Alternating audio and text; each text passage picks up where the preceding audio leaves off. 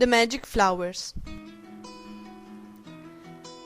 Once upon a time there was a young girl called Emily, who lived in a small village near the Alps. With her family, since she was born, every morning she cultivated a magic flower, on whose petals she could see what would be happening during the day. When she got up, she went out to water it, and the flower lit up and showed the day to her.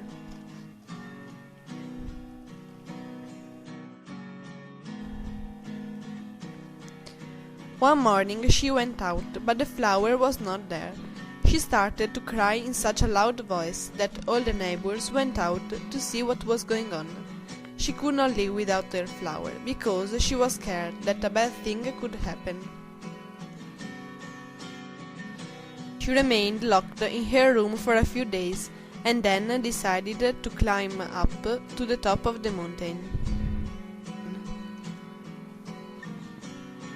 She was going there because the flower had been given to her by a fairy, who lived in a stream. Only 2 people in the world had the magic flower, Emily and Luke. The flower had been stolen by some elves that had carried it to a big gnome, who wanted to see what happened during his day.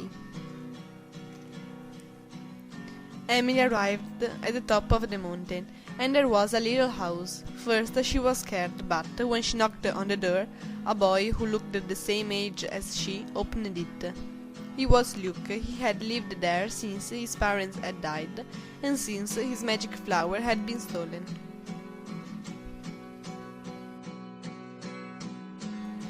They decided to go to the fairy and set out on their journey. They had some forest animals like friends, who helped them find the stream where the fairy lived.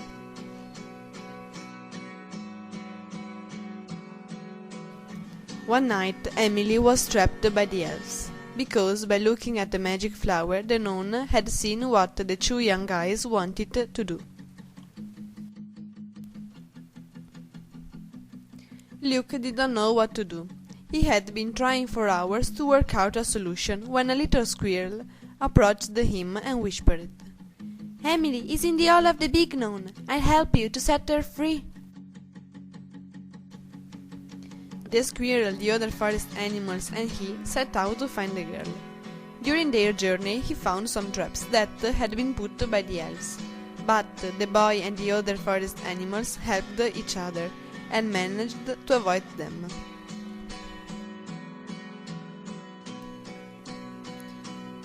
At the end they found the hole of the big gnome. As the gnome was sleeping, they could enter the cave and found Emily. Luke set her free and gave the gnome and the elves a magic poison. When they had gone away, the gnome and the elves drank the strange drink, and they fell in a long sleep. Emily and Luke thanked all the forest animals for their help, and they continued their journey. Finally they arrived at the fairy of the stream. They said to her what happened to the magic flowers, but the fairy already knew all, because when the big gnome and the elves had died, the flowers had returned to her. So she asked the young guys, "Do you want your magic flowers again?" But they replied to her, "We thank you for your offer, but we don't need that any longer, because now we are able to accept what each day will offer to us." The fairy dropped her jaw, because she could not believe her ears.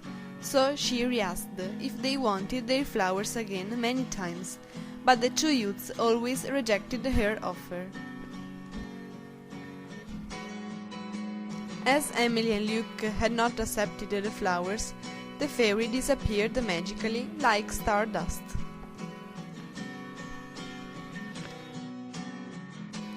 And they lived forever happily on the top of the mountain.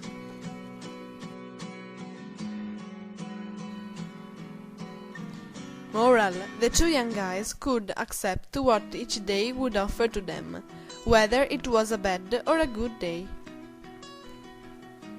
The end.